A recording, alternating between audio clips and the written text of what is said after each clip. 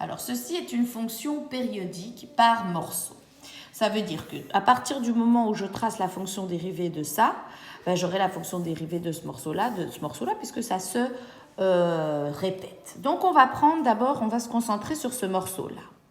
Alors, ce morceau-là, ce sont deux morceaux. C'est une droite ici et une droite ici. Une droite de moins 2, moins 1, moins 2, moins 3, moins 4, moins 5 à moins 6, et puis de moins 2 à moins 1. Alors, je vous ai dit que la fonction dérivée d'une droite, eh bien, je regarde quelle est sa pente. Quand j'avance de 1, je monte de 1. Et bien donc, ce sera effectivement une droite qui est parallèle à l'axe X en y égale 1. Pardon, c'est de là, excusez-moi, hein, vous pouvez effacer tout ce qui est ici. De toute façon, je fais en mauve foncé. C'est de 1, de ici à ici, puisque c'est uniquement ce morceau-là. Et de moins 6 à moins 2, on voit que la pente est 1. Alors, qu'est-ce que je mets en moins 6? Regardez, qu'est-ce que j'ai en moins 6? La fonction, elle est quoi? Elle n'est pas continue en moins 6. Et j'ai dit qu'une fonction qui n'est pas continue n'est pas dérivable, donc je mets un petit rond vide ici. Alors, donc c'est jusqu'ici, ok? Et qu'est-ce qui se passe en moins 2? On voit que la tangente à gauche est différente de la tangente à droite, donc je vais mettre un rond vide. Alors, entre moins 2 et moins 1, c'est une droite dont la pente vaut moins 1. Donc, entre moins 2 et moins 1, c'est une droite dont la pente vaut moins 1. Donc, en moins 1 ici, je vais faire une droite parallèle à l'axe des X. Ici, je mets aussi un rond vide parce que la tangente à gauche est différente de la tangente à droite, donc la dérivée n'existe pas. Donc, il y a un F, un rond vide.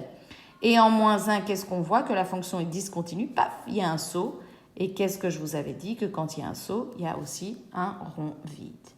Alors, voilà comment se présente la fonction dérivée de ce morceau-là. C'est comme ça, comme ça, comme ça et comme ça. Mais comme ce morceau-là est le même que celui-là, ben, je vais répéter ça à l'infini.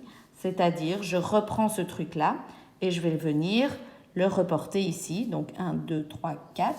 Donc, 1, 2, 3, 4. Et puis, je le reporte ici, paf, paf, et de manière infinie. Paf.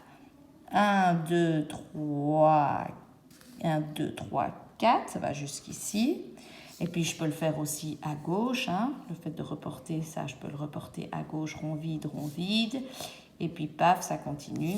Et voilà comment se présente ma fonction f', la fonction dérivée de cette fonction-là par morceau qui est périodique. Donc, on peut déjà conclure que la fonction dérivée d'une droite sera une droite parallèle à l'axe des X. C'est-à-dire que dans ce cas-là, la dérivée de y égale à moins 1 demi x plus 3 demi, ce sera moins 1 demi.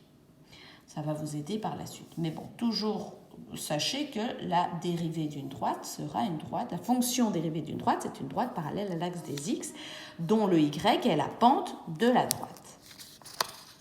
Et vous verrez par la suite, je ne vais pas vraiment vous démontrer et insister aussi, mais je vais vous montrer qu'en fait, quand votre fonction f est une parabole, eh bien, ce qui va être extraordinaire, c'est que la fonction dérivée sera une droite. Alors, comment est-ce possible? Je vais vous montrer avec un exemple. Par exemple, en x égale 1, on est ici sur ma fonction f. Alors, je trace la tangente, ok? Je trace, j'essaye d'être le plus précise possible.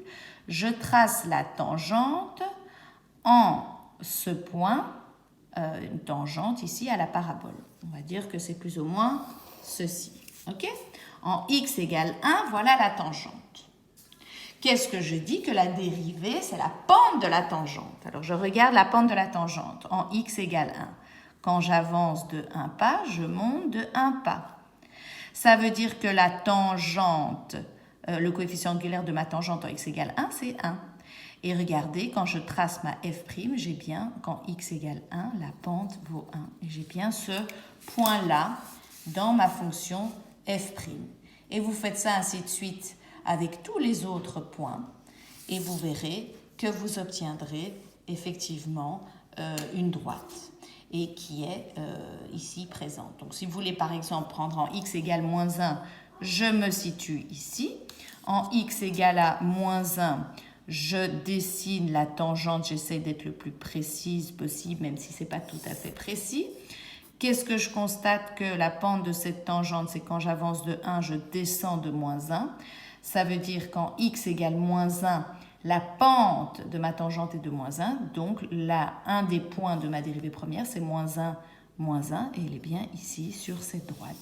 Et donc, effectivement, la fonction dérivée d'une parabole sera une droite. Retenez ça, vous allez voir que ce n'est pas les exercices les plus importants, mais c'est intéressant de voir que la fonction dérivée d'une droite, c'est une droite parallèle à l'axe des x, et la fonction dérivée d'une parabole, ce sera une droite.